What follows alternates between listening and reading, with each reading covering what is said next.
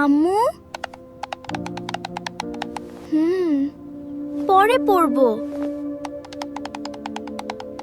আয়েশা, মা আয়েশা। এই যে শুনছো, কতক্ষণ ধরে ডাকছি, এখনো ফোন নিয়ে বসে আছো?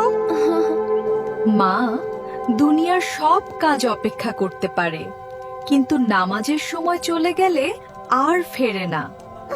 আল্লাহু আকবার, আল্লাহু আকবার, উশহিদু ইন্না লা ইলাহা ইল্লা।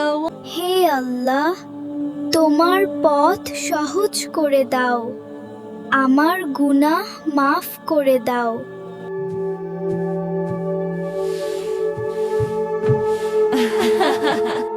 তুই এত খুশি থাকিস কিভাবে?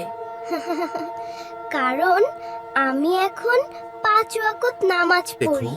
নামাজ শুধু একটি ইবাদত নয়, এটা আমাদের জীবনের আসল শান্তি। নামাজ সত্যিই মানুষের জীবন বদলে দেয়।